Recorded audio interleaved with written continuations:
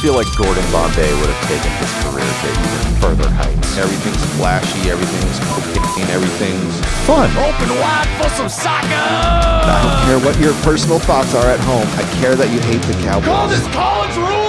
Welcome back, everybody, to the Sports Experience Podcast. Chris and Dom here, and before we begin, as always, we're recording down here at Engle Studio in Tucson, Arizona, downtown, for all of your audio needs. Just a couple comics that like talking sports, and also before we begin, make sure you follow us on those social medias. Like, follow, subscribe, hit that notification bell whenever, so you get updated on whenever we put out new videos, new content here at the Sports Experience, and we're trying to pump those Instagram and YouTube numbers up, so please do us a favor and, even leave us a comment, too. It doesn't even have to be positive. It can be negative. Just comment on our stuff. So we're back on the diamond today, Chris, and who do we got? We got Jack Clark, kind of like a understated power hitter that, like you said, he had the 8th most home runs in the 80s, and you're like, Jack did that? Yeah, Jack, and he did it in two of the biggest pitchers' ballparks and places we'll discuss later. But bit of a, what's a good word, curmudgeon? Oh, that's such a good word for him. And we'll kind of get into how this personality forms, but Only got along with a couple of teams. You know, I mean, there's like short stints in his career where he's like, oh, there's no problems in the locker room with this guy. sometimes you got to look in the mirror and go, am I in the wrong? Are we the bad guys? Are we the bad guys? Anyway, Jack Anthony Clark, born November 10th, 1955 in New Brighton, Pennsylvania, just outside of Pittsburgh, where a other former righty power hitter was born, and Hack Wilson. Nice. Not born in New Brighton, but around right, that area. yeah, Unlike Hack, who suffered from parental breakups and fetal alcohol syndrome, his parents stayed together, but boy, was his family history pretty crazy. Well, you said his father was a bit of a curmudgeon. Well, it doesn't start with his dad. It starts with his granddad. Starts with his granddad, So his grandpa John was a construction foreman and a bit of a womanizer and a bit of a drunk. He died when a truck fell on him, and he also blew his son Ralph's college tuition on booze and women. Thought that was going somewhere else. Oh, well. I'll tell you what, when I die, I want someone to say that I'm a womanizing alcoholic. I'm just saying, Well, I mean, I'll take that. I'll take womanizing alcoholic, but I want my kids to go to college. But I'm not blowing my kids. Yeah, I'm blowing my College own fund. money. Ah, that's where it was. They can go to college, but any hoodles. He blew at his tuition on booze. Ralph didn't even want to identify the body because he was never at home. He had to help his mom pay bills. He had talked about, Jack's dad had talked about having to hide in the coal cellar with his mom when the landlord came by because they weren't all the way there on their rent. And Jack's mom was one of 11 kids who quit school to help her older siblings raise their kids. So both of his parents pretty much deferred their lives. Yeah. To essentially raise Jack and his sister. And in 1957, so he's barely 2 years old, Jack and Lorraine, his sister, they go all the way from Pittsburgh to Covina, California, outside Los Angeles, so Jack's dad, Ralph, can work in a paint factory where he mixed chemicals. And money was extremely tight. They had talked about driving there. They would sleep on mattresses, put newspapers on the window so they could fall asleep on that cross. It was like vacation, only not funny. Yes. Like, they're not going to Wally World in L.A. They're going to that's start a new life. Yeah. He was a lonely kid, Jack was, because his dad put a lot of fear into him, basically because of his upbringing and not knowing where, the next meal would come from, or just if anything would good happen. He definitely instilled a lot of fear and what you would say in a kid where you're just like, why are you telling this kid that we're not going to eat tomorrow? I mean, like, figure that out, He was, like I said before, he was lonely. His neighbor across the street invited him to go to Little League tryouts at 11. He went by himself. His dad didn't want to go. Yeah. Dad didn't want to take him. Apparently, his high school coaches said all his dad did was criticize him. One of them said, I think Jack's dad put incredible pressure on Jack to be perfect. And Jack would say to me all the time, he would tell him, you're never going to amount to anything. Which led to Jack, in turn, hating all authority. Yes. Which we'll see a lot. And basically, not only am I going to show you up and succeed, I'm going to do it on my own terms and make you horrendously angry at my behavior. I was going to say, because he almost like pushes people away. He almost like sees how far he can push them. And then they're just like, man, you're a real asshole. He's like, me? Me? How dare you? That's crazy. And it's not even like a comical, like, naivety like Barry Bonds. No. Where it's like, why don't people like me? Yeah. It's like, oh, come on now. So he didn't hang out with the jocks in high school, I had read. He hung out with the auto shop and car guys, which will come up later as far as future. As far as what he does post-baseball. I definitely saw that where cars have been in his life. That's his constant. So one of the things I found out from the Sports Illustrated article is he started dating a Mexican girlfriend. Whoa. And this is what his dad said. Men of their time I'm just reading what's on the paper, like the lawyer and It's Always Sunny. That's right. I'm just reading what's on here. His father said, I did my best to break it up because a Pennsylvanian is different. I don't believe I ever saw a Mexican until I came to California. I had some in the company I worked for, and I didn't have too great a dealing with some of them. Could have been worse. Because a Pennsylvanian is different. Okay. If you know what I mean. What is that supposed? I read that on the SI Vault, and I'm like, that can't be real. Oh yeah, that was on paper. That was printed on paper. It said though he had a very weird sense of discipline. I don't know if he was just bipolar or tired, but apparently Jack stole a bunch of fishing equipment from a Sears. Dad didn't care, but he chased him out the door when he didn't mow the lawn. Oh yeah, like. Victimless crime, shoplifting, but what'd you say about my lawn doe tree? Right. Like, anyway, great baseball player, though. Amidst all this turmoil and all this nonsense, develops into a fantastic baseball player. Definitely, at his high school. I was going to say a top prospect coming out of California in his high school, which I definitely read that, where his dad was an asshole, but then everybody was just kind of like, oh, this guy can hit the shit out of the ball. And you know what else he could do? Pitch. Oh, yeah, I saw that. That is what scouts kind of started noticing him for. They're at Gladstone High in April of 72. He pitched a no-hitter, was the high school athlete of the week for the LA Times. His coach said, Jack has great promise, and he's the best 11th grade pitcher I've seen all year. They won the 2A state title. He had 3 2/3 innings of one-hit relief where they beat Sonora High School to win the state, which is amazing. So headed into his senior year, one of his assistant coaches invites Giant scout George Genovese to speak at the banquet and then to one of his games because they're trying to get him drafted. They're trying to get him, in this giant organization. He was all-city in baseball that year. He hit .517. Had 5 shutouts. The Giants finally send the scout to watch him play, but he has only an okay day pitching. Oh, yeah. It's like the reverse Dave Stieb, because what happens is he only has, average start. They move him to third base, and then he whacks a dinger. He whacks a dinger in this game when the scout basically said, I like to swing. His bat speed and his power opened my eyes. Apparently, after the game, Jack was so mad because he said he saw all the other scouts walked out. And he picked on Gary Renicky, a player on the other team, where he said, he can't even carry my jock. I'll shove it up there. You know what's to someone give me a chance. This is just the attitude of this person. Say, yep. He had such, and this is senior in high school. Yeah. That sold Genovese and the Giants, and on June 5th, 1973, they make him a 13th round pick, $10,000 signing bonus. His dad wanted him to go to college. There was, I guess, a big sticking point. I mean, I can't blame him, only because he had that opportunity taken away from him, as far as, his own father. But he wanted to play, the stipulation was Jack wanted to play in the American Legion game later, because he'd play against Renicky, who was picked in the first round by the Expos. He hit 2 dingers in that game. He does everything out of spite. Yeah, he is a very spiteful man. Spiteful man. So he goes to the Giants minor league system and just starts lighting it up. Yeah. Starts lighting it up for him.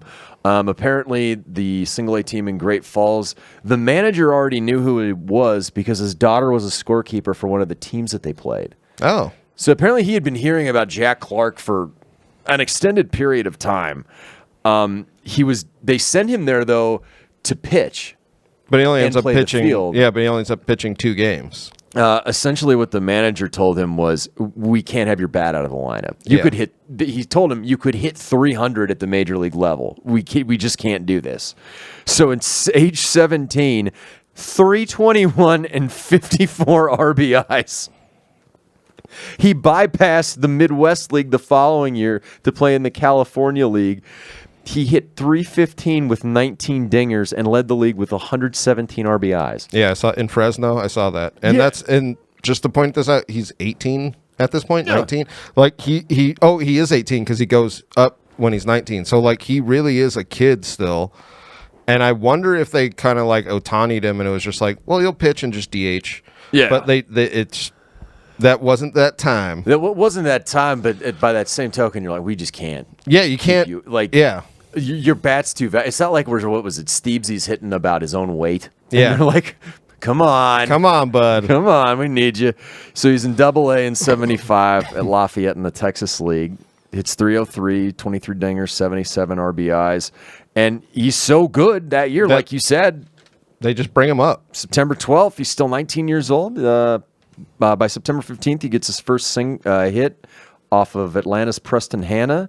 And then in his final game, I did want to bring up against San Diego and Cy Young Award winner Randy Jones, 2 singles and a sac fly. Yep. So, man, because remember we talked about in our Bobby Bonds episode about that window of when they traded him until basically 87 when they won the NL West, how crappy they were. This is the beginning of that era. Yeah, of them being bad. And Jack Clark is out there in right field, and, the rest of the team's not necessarily as good as him. Well, I kind of think about this because he's not in bad markets, but he's in essentially good markets throughout his career that are pretty bad teams. Yes. Outside of the next one. Outside of the next one, obviously. But other than that, that's why I feel like you don't hear about him as much, because they were like, oh, the Giants were the worst team in the West at that, or you know what I mean? They were mediocre at best, is a good way of putting it.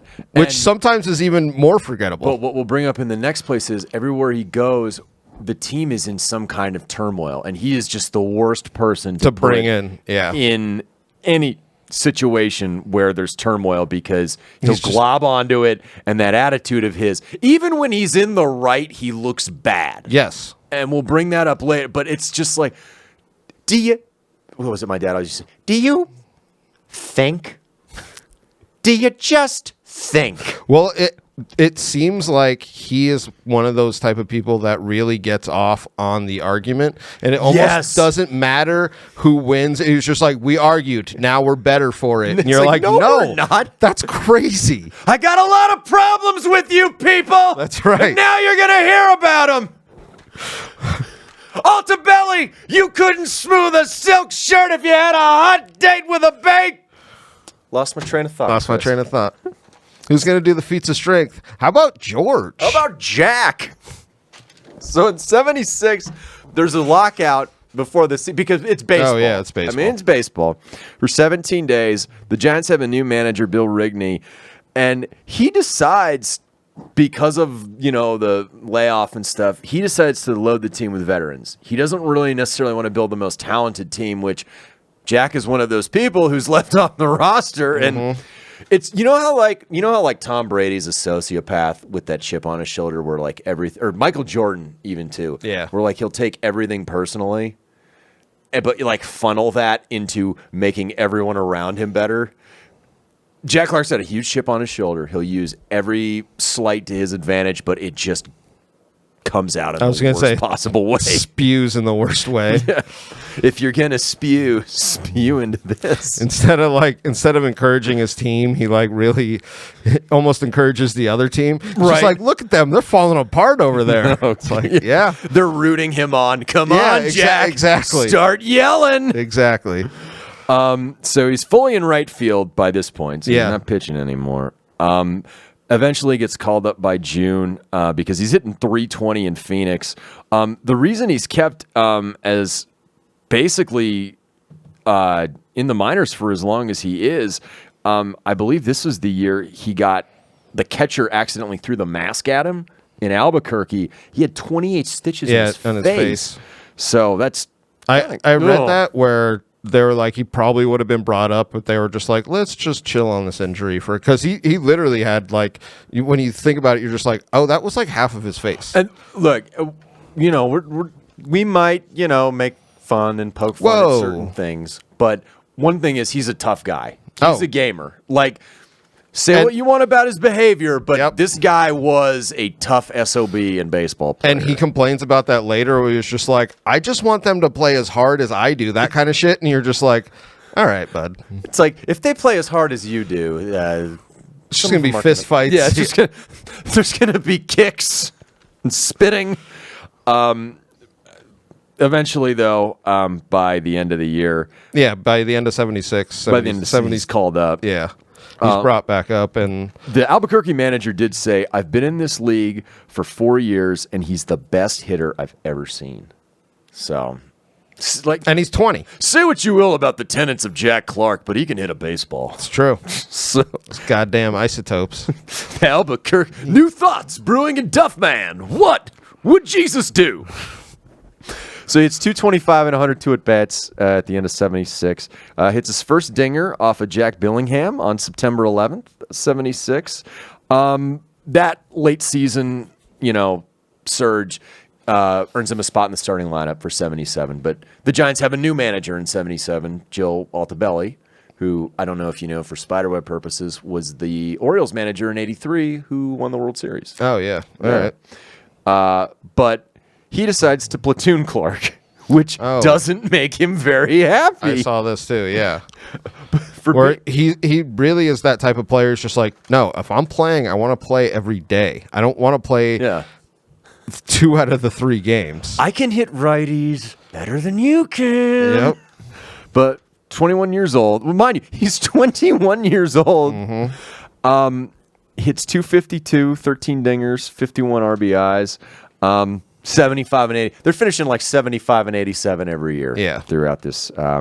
In 78, though, he arrives as a player. This is like they finally say, screw the platoon. We're putting you out there. Yeah. You're going to be, our starting right field for the whole season. Mm-hmm. Makes his first All-Star game, 26-game hitting streak, 306, 25 dingers, 98 RBIs with career highs with 46 doubles, 181 hits.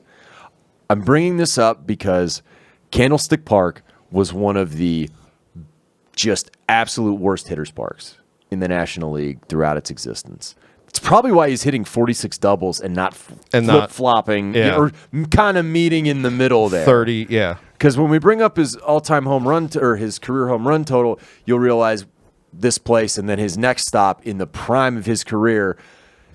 I'm not saying he would have been part of a special club, but he would have had a lot more home runs. Yeah, had more home runs for sure. The DiMaggio thing we talked about. Yep. Remember with Yankee Stadium and those power alleys. Well, yes, because you see certain stadiums and where they hit, Candlestick and good old St. Louis. It's just not great for him. He ends up talking.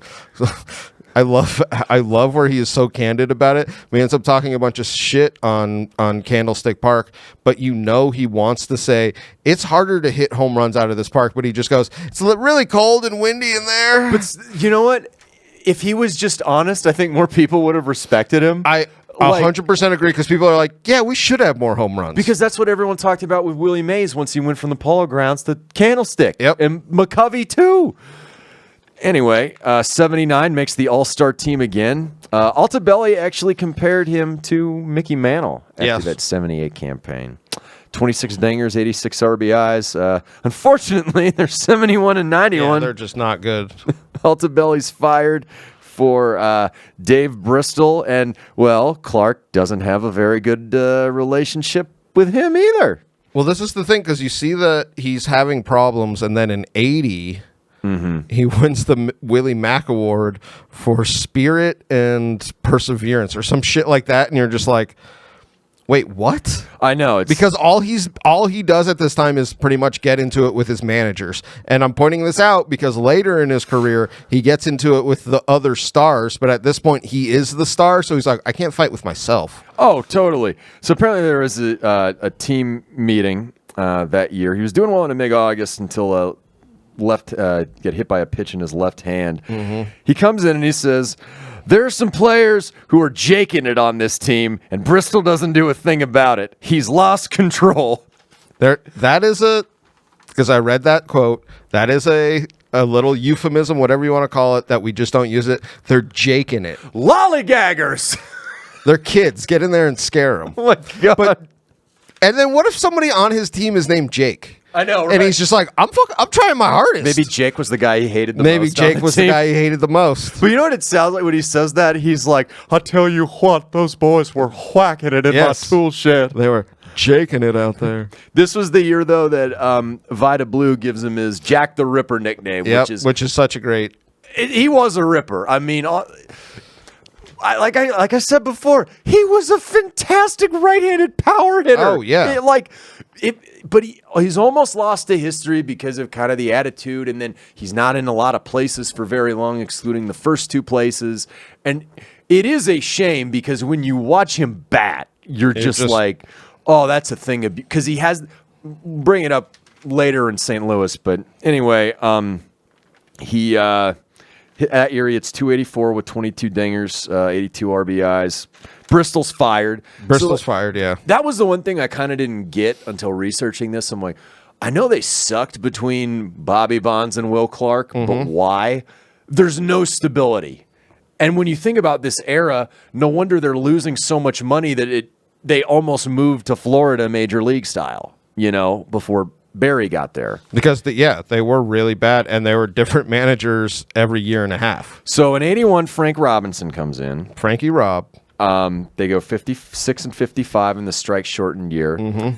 Hits 268, 17 dingers, 53 RBIs. On August 27th, though, he has a game-winning homer in the 13th inning against the Pirates. They're in first place in the second half because, as we discussed in our Hernandez episode, that was the weird year.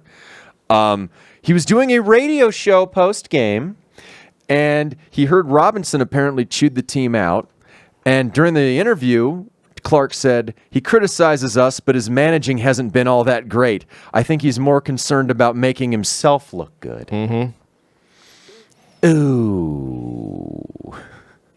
Does he not know who Frank Robinson is? And this is when I feel like the Giants finally start to turn their back on him, because for a while I felt like he was like kind of allowed to just kind of like shoot off at the mouth. Yeah. And then he does it on radio with their new manager, who I'm sure the Giants were like, Frank's going to be our guy. And then he's arguably one of the top 10 position players who has ever played Major League Baseball. So it makes me think like this is when the Giants are like, all right, we're going to start looking to dump this kid. So 82, they have a little faith restored because Joe Morgan's on the team. Another famous dick. It was someone who Clark actually got along with. Respected. So, and I think Morgan was probably trying to play the game of, look, you don't have to be nice to be a leader. Like, you could act, the way that you act, but you got to inspire and make the people better. Right? There's a way of doing this. And in 82, the Giants aren't crappy. They're in it till about the last week of the season in the NL. It's the famous game where Joe Morgan hits the homer to knock the Dodgers out. Oh, yeah, okay. That year has 30 doubles, 27 dingers, and 103 RBIs. I mean, you're thinking, finally, we can turn it around. His attitude might have been adjusted that year. But in 83, Morgan goes to Philadelphia and joins that Wheeze Kids team that made the World Series with Petey Rose. With Petey Rose. Basically, they took the old Big Red Machine and said, come on, Schmitty, let's get us one more. Clark was really upset, though, when Morgan left. Well, this is the thing that I imagine he was looking at. He was like, we've been bad for so long. We were good last year, and then you guys were just like, we're done with being good. He has a hand injury there in spring training. Hits 268. 25 doubles, 20 dingers.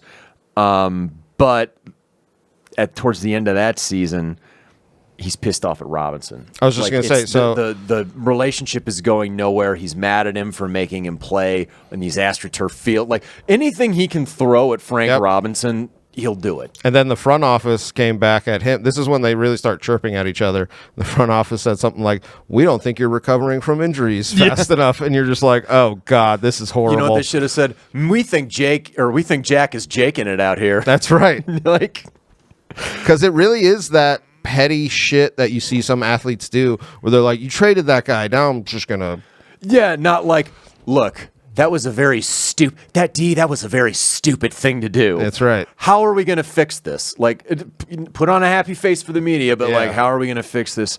84, he only plays in 57 games. Granted, he's productive, 320, 11 home runs, 44 RBIs. But when you tell the front office to go die regarding your contract and say Frank Robinson's jealous of you, as a player, and I think the other thing that factored in is because they weren't winning ball games. They're like, we need a rebuild. We just need this guy is not conducive to a culture that we want to build down the road. Their front office even said, like, we have no intention of trading Jack Clark into 85. But there's a team in 1985 that in the National League that needs a first baseman. And why do they need a first baseman, Chris? Because they traded a guy we did an episode on 2 episodes ago. I was gonna say, so Keith Hernandez is out. The Cardinals need 84. They struggle. They need a first baseman, and this is the thing. Jack wasn't playing first base and had never played. So he had played third and right field and pitched, obviously. But that was my thing when they were like, they went and got him. They're like, dude, we just need your bat in the lineup. Just play. You don't need to win 11 Gold Gloves. You don't even need to know the first thing about getting to first base. Dude. But Ozzy's going to be aboard. Vince Coleman's going to be aboard. Tommy Herr's going to be Willie everyone's going to be on base for you to knock in. And just show up. Don't screw anything up. Yeah. And I think it's a testament to Whitey Herzog as a manager because he always got along. And I think with Clark, what you've ended up seeing is if he's on a winning team where the culture is good. Yes, he buys in. It's not even that he buys in. He's just like, I just want to win baseball games. Yes, he does. Like, what do you need? Like, Ozzy's on third base with 1 out. Perfect. So on February 1st, 1985, he's traded for Dave LaPointe, Gary Racich, David Green, and shortstop Jose Uribe. And like, I always found that interesting. I didn't know he was an outfielder with the Giants. Because you only know him as a first baseman DH. Oh, trust me, I know him after his. That's what I mean. Because St. I Louis. remember him as a DH. I didn't even, you know what I mean. So he was an all-star that year in 85, Silver Slugger, won 101 games, hits 281, 26 doubles, 22 dingers, 87 RBIs. And like I said, Busch Stadium at this time, the way it's designed, plays perfect for the Cardinals because of their ball on the ground, legging it out defense. But it's a bad power hitter's park.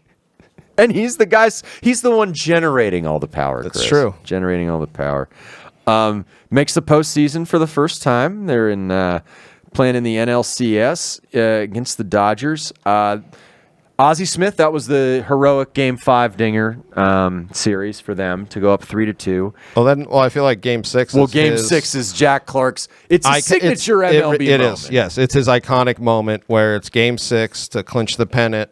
He hits a 3-run home run, and it's one of those home runs where you're like, ooh, that was sweet. You know? Oh, so there was a great story.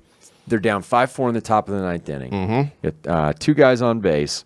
Terry Pendleton had said, I think an inning or 2 before, when Tom Niedenfuhr, the guy who gave up the dinger to Ozzie, is the one who's pitching to Clark now. Oh, okay. Niedenfuhr struck him out on a fastball. Clark came back to the bench, and Pendleton said that Clark said, get me up one more time. I'm going to get a big fly. He's like, get me up one more time, and I'm going to get that big fly. Yep. And the guy's doing it. Vince Scully's doing the game. They have a base open, by the way. It's 2nd and 3rd. They could have walked. He's the only guy with power on this team, Yep. and Tommy Lasorda has Niedenfuhr pitch to him. And everyone's going, okay, well, they're going to pitch to him. Yeah. He grooves this fastball. I saw that where they were talking about, they were like, that was just one of those mistakes where you're in the moment and you're like, we're trusting our pitcher. And you're like, why? Talk about There's your all-time backfires. There's no reason to. It's bad baseball. I mean, and when you watch Clark, so I love this batting stance where he's kind of got that wide stance, slightly closed, and then he'll turn that back foot and just, oh my God, yank it out. But the crazy thing was after he hits it, and he's one of those guys who's an unwritten rules of baseball guys. Yes, he is. He pimps the shit out of that home run. He's pointing at his bench. He's lightly jogging around the bases, but then again, He knows what he's doing. he knows that he's been planning it for years, That's Chris. right. So they end up winning the game 7-5. He had 381 in the series there, but the 85 World Series, nobody on the Cardinals hits Oh, yeah. because they make the World Series. They make the World Series against the Royals. And he only hits 240. Game 6, they're up 1-0 in the bottom of the ninth. And just to put this in perspective, first year playing first base, and he makes a couple of first base errors. Well, they're not counted as errors. Yeah. The first one is not so much an error. As a on bad call. his That's Don Dankinger You're right. being stupid. The next one is either an error between him or the second baseman, whichever one. Really, it should be both. Well, it was the catcher. Catcher. Darryl Porter. Okay, you're right.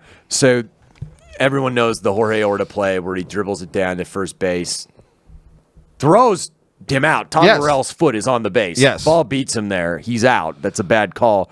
But Steve Balboni is up next, and he hits the pop fly foul to where Clark and Darryl Porter, the 82 World Series MVP, just falls between them. And I saw a couple of things with this where the catcher thought he called him off. Yeah.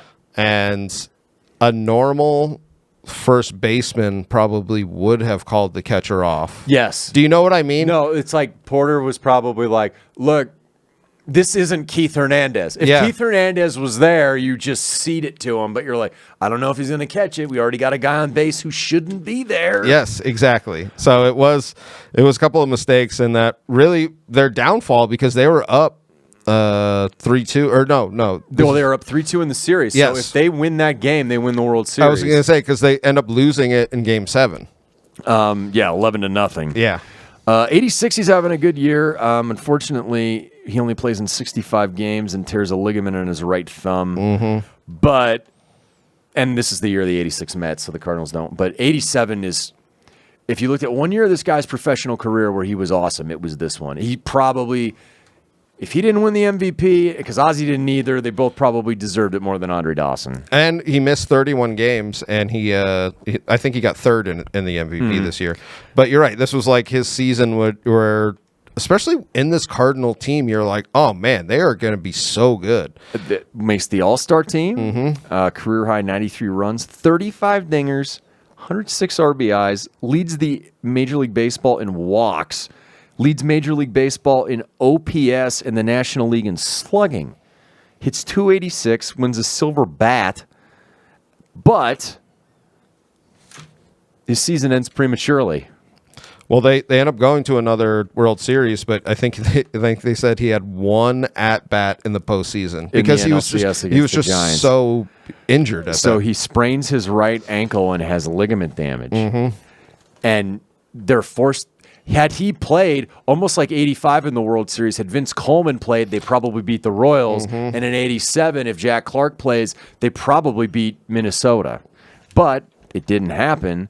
And now we get into some issues with stars. So I was going to say, because this is when Ozzie and him really start to butt heads, which to be honest, other ones I see not why he's doing it, but the Ozzie one, I'm always like, what were you thinking? You guys had a World Series winning team, and it just implodes. Well, I know that they were aging, but they were still competitive. Yes. And on one hand, Ozzie Smith is wrong because he went out and said Jack Clark needed to get a shot to play where orthopedists told him point blank, Not to. you can't play. Yeah. You need to be sidelined over this. A shot's not going to do anything. But instead of coming up to Ozzy or even just saying in the press, Both of like, them. yeah, but Ozzy just saying something to the extent of, hey, man, you're not an orthopedist. Yeah. And that's it. He doesn't do that. He calls Ozzie Smith a spec. Why? You are in the right. You're not wrong, Walter. You're just an asshole. Yeah. Like, Well, that's the thing is the response was like just the implosion in this team. Yeah. Is just so oh, he's a team smasher. he is. So that offseason, should add this is one of the off seasons where collusion is going on between MLB. Between teams. And Jack had complained, Ozzy's only criticizing me because he got paid and I didn't, so he's a free agent. And Whitey Herzog was not happy. He said, we're barely a 500 team without Jack Clark. Yeah. Goes for 2 years and $3 million with $1 million in incentives to the New York Yankees. The Yankees. This is when he finally moves to DH. Mm-hmm. And He got along with Billy Martin, I had read. how can you not? You tell That's me true. that. How That's can you? true. How could you not? In for But a fight, there's not enough fans there. This is when. This is when Billy Martin gets fired, or at least one of those times One of the multiple times. in the 80s. So I don't know if you read this. When he's fired as manager, they bring in Lou Piniella. Mm-hmm. And in July, they trade for a new designated hitter. Do you know who that designated hitter was? Ken Phelps. Oh, nice. Everybody was saying Ken Phelps. He's got a rocket for an arm. How are you gonna trade Jay Buhner? So That's actually pretty funny. when I read that, I'm like, all right, if Chris doesn't know, I have to tell Oh, him. that's great. I didn't see that. July 26th, though, 1988, he's in the lineup card, but he's playing left field, and he essentially yelled, "What kind of shit is this?" Yeah. Like, he hated playing in the American League. Oh yeah, I saw that quote. He only hit 244. He did have 27 homers and 93 RBIs, but in that single season, he said, I don't want to play in the American League anymore. All the games take 3.5 to 4 hours. Yeah. So the Yankees, they're done with Yeah, him they after don't a want it. season. Yeah. They know exactly what's coming. And October 24th, 1988, he's traded back to the National League with Pat Clements for Stan Jefferson, Jimmy Jones, and Lance McCullers to the San Diego Padres. And it starts off okay. Not for him, though. So in 89, he's hitting 193 in April and May. Jack McKeon basically told him, tinker with your swing a little bit. You're still my first baseman. He hits only 242 with 26 dingers in that season. and 94 RBIs. He leads the league in walks, but you're going station to station, sir, as a cleanup hitter. Hello? They finished second in the NL West. They really pick it up down the stretch. And his presence causes San Diego to say, John Kruk, I know you're not Jack McKeon's favorite person. Let's trade you to Philadelphia for, a microwave. Yep. Future all-star, 300 hitter, John Kruk. 1990, though, is a total and complete shit show. This is when you could tell he's a problem in every locker room. He's got a lower back injury. Apparently, he also got hit in the face by an errant throw Oh, I saw that in too. the outfield, which broke in his face. Yeah. Part of me wonders if that was an accident, honestly, with what we're about to discuss here. Hey, Joe Boo needs a refill. Exactly. Up your bucket, Tony Gwynn. So the Padres are struggling. This was the offseason that they acquired Joe Carter by trading away Sandy Alomar and Carlos Baerga. Yep. You're thinking, they're going to take over the Giants, go to the World Series in 1990, but by May 24th, 1990, in a game before at Shea Stadium, before they were about to play the Mets, Gary Templeton, another Cardinals curmudgeon we've discussed in previous episodes, and Mike Pagliarulo are on the let's shit on Tony Gwynn train. Apparently they had a problem with him doing a radio show, which, Jack, weren't you doing that in San Francisco? Weren't you doing that? He said Tony didn't speak for all of us. And, well, maybe if you hit over 250, people will start respecting you. Maybe you shouldn't hating Tony Gwynn is like hating sunshine, puppies, and rainbows. Well, I know Carter's response was hilarious. He was like, it was a argument where there was like only one important guy, Tony Gwynn. Like he really just like dismissed Jack Clark. He was just like, well, there was one good baseball player, and that's the only one we're going to talk about. You're just like, Jesus Christ. So apparently, they were mad at him for bunting with guys on base to protect his average. But if you're bunting with guys on base, this is still the era when Tony Gwynn could actually run down the line, but you're moving runners over. Yeah. And that wasn't the type of hitter he was. Like, you're not expecting him to launch balls to the outfield. Like, he's doing it to help his team. I was going to say, because they kept calling him like selfish and like shit like that. And Tony's response literally was like, I've played like this my entire career, and no one's had a problem with it. Yeah, and now that Jack Clark is bringing this up, it's a problem, and you're just like, yeah, that's crazy.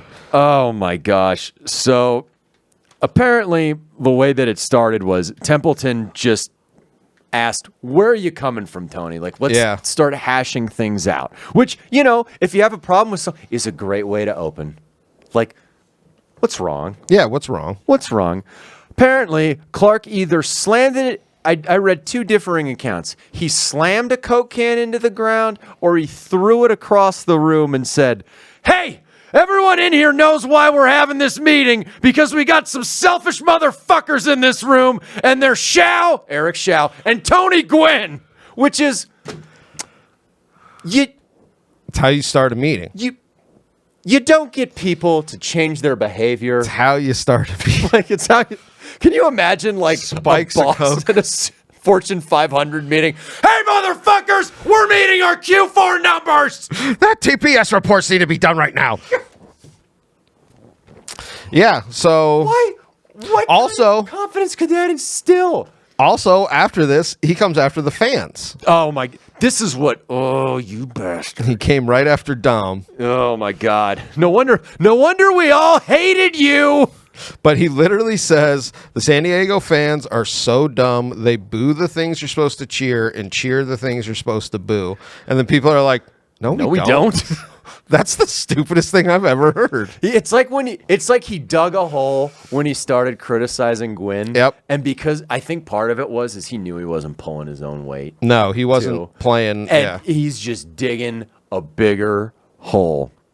So he even called Greg Riddock, who wasn't a great manager at all, but he called him a snake on his way out. Oh yeah, he really went after the manager, but he also said he was like protecting Gwynn too much, and you're just like his star player. Yeah, the guy that the only reason the franchise is here. Yeah, like, I mean, did he look constructive criticism up in the dictionary and just say, "Well, that's not how that goes. Not how I do that." So Templeton, I did want to point this out.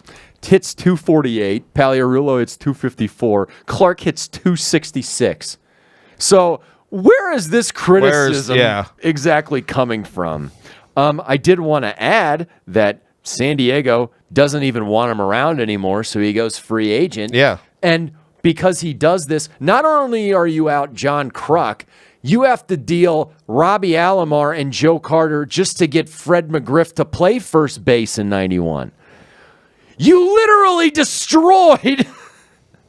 Yeah, it's well, and I just want to say this because it sucks to be like, ooh, this is a great right-handed power hitter. He can play first. He can DH. He can like do the stuff we need for him. And then he come in and you're just like, oh, his attitude's the problem. It almost has nothing. Well, his baseball wasn't great in San Diego, but it almost has nothing to do with that. It has so much more to do with you're a problem in the fucking locker room. Literally the only way, and it's what you saw in St. Louis until that Ozzy stuff happened, was everything needed to be perfect and catered to him. Yeah. To where you needed someone in charge like a Whitey Herzog who was basically like, yeah, that shit's not going to fly here. I was going to say, Whitey really is a great manager. Oh, yeah. No, I mean, not only for the Cardinals, but what he did with the Royals in the 70s. So he goes to Boston, and he goes to mentor Mo Vaughn, who was another guy who inexplicably liked him. Had a good 91 season. Yeah. 28 dingers, 87 RBIs. Finished second that year to Toronto. He goes after the press and fans, though. Well, he's in Boston. I mean, Why not? of course. You guys aren't racist enough. It's like, whoa, all right. You guys aren't Pennsylvanians like my dad. Yeah, my dad is going to teach you boys something. Taking our jabs. So, 92, he only plays in 81 games. I wish he did play in Boston, though, like during his prime, yeah. Because he probably would have put up, and even Whitey Herzog had said that if he played in Boston in his prime, he would have had Jim Rice numbers. Yeah. Who's in the Hall of Fame. But in 92, he's experiencing some personal and financial issues. Well, so he retires 92. Right? Well, no, he's in 92 in August. Everyone finds out he's bankrupt. Okay, because I couldn't tell if he retires and then files for bankruptcy, or if he's still playing and files for bankruptcy. So we'll start with the bankruptcy first. Why is he bankrupt, Chris? He had, I think they said 18 or 17 luxury cars. One of them was like a $750,000 Ferrari or whatever. He also had a 2.5, maybe $3 million house that he couldn't pay. So he had 17 car payments and a house payment, and they were talking about it, like looking back, they were like, the house probably would have made him go like broke, not bankrupt, but like that was too big of a expense for him at that time. Exactly. Yeah. 17 of his 18 cars weren't paid off. He lost $1 million in a drag racing investment. Oh, that was the other thing. He had bad investments, which you see like the 30 for 30s now where they're just like, oh, the financial advisors back then were so bad. Oh, yeah. So he has 50 claims totaling $7.5 million. In spring 93, he's released by Boston, but he signs with Montreal. So he's set to play another year, and he's working out in Florida. His wife calls him and says her and the kids have been evicted from their condo with the power turned off. Mm-hmm. So he has to go home because he retires. Fortunately for Jack, and apparently this is one of the only times this has ever happened, in November 1990, it's ruled that the MLB teams in those mid-'80s years, like 80, I think 86, 87, and 88, they all colluded. Yep. So there weren't. That's why Andre Dawson went to the Cubs, and he was a free agent in this time of collusion. So what ends up happening is he gets this settlement for $4.4 million, and between that and liquidating all of his assets that he has, he's out of bankruptcy. Yeah, he's not scot-free. Which was it was very, very lucky because he almost retired and was like not homeless, but like he almost retired and was completely broke. And then they were like, you know what? We are screwing you guys over in 87. He was just like, all right. Could you imagine though how much of a windfall that would have been if he took care of his money? Oh man. Because what came out, they were really hurting these players. Oh yeah. After his career ends, he starts coaching, most notably as a hitting instructor for the Dodgers. The Dodgers, which is weird because the Dodgers have to hate him. Oh, I'm sure. I mean, beat him in San Francisco and beat him in with the Cardinals. So you're just like, God. He ends up getting fired. There was a spring training motorcycle accident. I don't know if you read about that, where he was out for a long time and the team could barely hit their own weight. So he ended up getting axed. And then he goes to the broadcasting booth with the Cardinals. With a little bit of controversy. Doing pre- and post-game shows in 2009, 2010. And then on a radio show in 2013, he just makes some wild accusations. And if you listen to it, I heard just like a clip of it where they were kind of talking about steroid use. Yes. But he literally almost just like, is just like, do you guys know Albert Pujols? I'm just telling you for sure he did. I talked to his trainer. His trainer told me. His trainer was like, "Oh yeah, I used to give it to him all the time," and it was so. It was like out of the blue. Yeah, right? Like they were just talking about steroids in general. Right? Yes, not. And he was a Cardinal player, so they were like, "What the hell are you doing, man?" But you know what? It's that jealousy he's got for the star player. Because granted, Albert's already left. He's in Anaheim. Oh, he was in Anaheim at that time. By 2013, he's in Anaheim. So he's not around. And I think he waited until he wasn't around to start talking. But he had lies. he had to recant because he got a defamation lawsuit or whatever it is. I hope Albert made him do the Jesse Jackson South Park thing, like apologize. Apologize. Anyway, Jack Clark, what a career. Oh, I do want to end on this. Oh. He is a professional drag racer now. Is he really? We brought that up earlier in his life. That's technically what he does. He's not in radio right now. He's in California, and he does drag racing. And he said that he feels like drag racing is like baseball before free agency, because you could just walk up to people and like walk up to the athletes or whatever and shake their hands and be like, oh, that was great tonight. And then somebody quoted from that, they were just like, no, that's not free agency, that's popularity. Like, could you imagine 30,000 people coming up to you? It's like, Oh my God. nah, dude. But yeah, he does drag race now, and he's very involved with cars. Well, that makes sense. Yep. I mean, maybe he's paying them off now. I don't think so. Oh. That's not my kind of Jack Clark, if you know what I mean. Wow, what? 4-time All-Star. Yep. 2-time Silver Bats. Over 1,800 hits. 340 dingers. It could have been higher. I was going to say, we could be talking 450. Almost 1,200 ribbies. Over 1,200 walks. Yeah. 262 bat. I mean, Jack Clark, what could have been. Yeah. But, hey, sometimes you catch more bees with honey than vinegar. That's true. That's all I'm going to say. Honey and Vinegar Realty. Do you want to buy this house? He said yes. That means that he's in. That's a legal binding contract.